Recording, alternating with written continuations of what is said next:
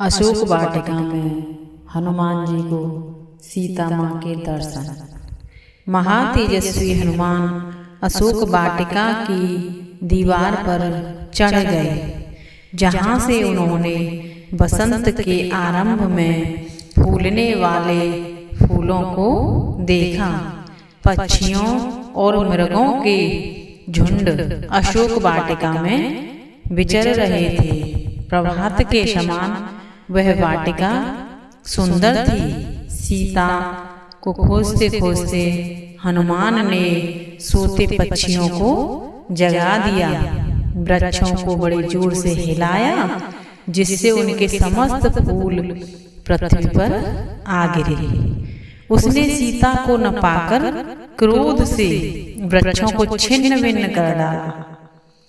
उन्होंने सोचा, राम की पत्नी सीता के लिए इससे उपयुक्त स्थान और कोई हो नहीं सकता।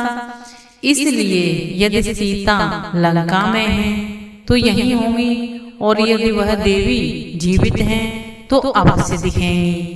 सीता के देखने की आशा में हनुमान जी चारों ओर देखते हुए वहीं पर बैठ गए।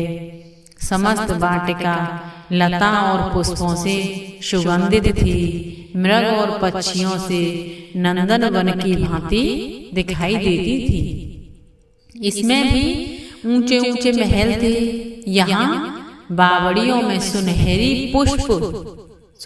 पुष्प खिल रहे थे। सभी ऋतुओं में फलने फूलने वाले वृक्ष वहाँ थे। उसी अशोक वाटिका में गंध मादन से अधिक सुगंध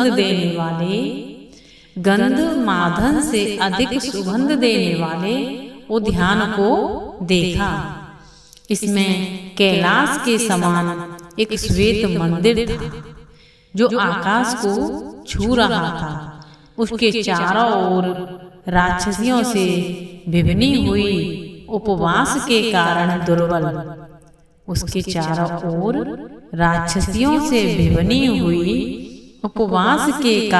दुर्बल और दीन बार बार लंबे लंबे सांस लेती हुई दूज के चंद्रमा के समान क्षीण निष्कलंक नारी थी।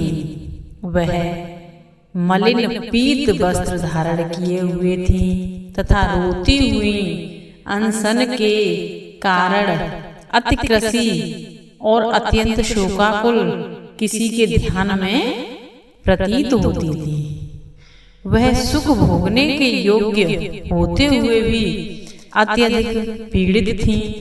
उस विशालाक्षी दीन महिला को देखकर हनुमान जी ने सोचा, यह माँ सीता हो सकती हैं, क्योंकि उनके रंग रूप के बारे में हनुमान जी सुन चुके थे। रावण जिस स्त्री को हरण करके लाया था, उससे उसका रूप रंग मिलता था। राम ने सीता जी के शरीर पर शेष जो आभूषण बतलाए थे वह अब भी थे, और यह आभूषण उन आभूषणों से मिलते थे जिनको सीता ने ऋणम्यक पर्वत पर पीत वस्त्र में बांधकर गिराया था, जिन्हें समस्त वानरों ने देखा था। मन ही मन वह सीता जी को पाकर राम से उनकी प्रशंसा करने लगे।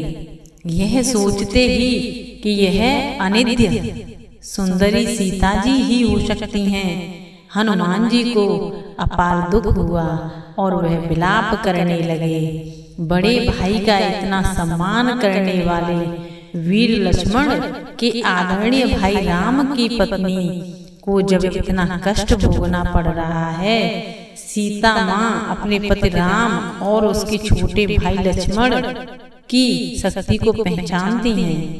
सीता माँ अपने राम और अपने छोटे भाई लक्ष्मण जी की शक्ति को पहचानती हैं, तभी तो इतने कष्ट पाने पर भी विक्षुब्ध नहीं हुई। स्वर्ण के समान सीता को देखकर हनुमान जी मन ही मन राम से निवेदन करने लगे, हे राम, क्या इसी सीता जी की रक्षा के लिए 14,000 राक्षस मारे थे? क्या युद्ध में खर, त्रिशरा और दूषण को इसी सीता जी के लिए मारा था? क्या सीता को पाने के लिए आपने बाली को मारकर किष्किंधा का राज्य सुग्रीव को दिया था?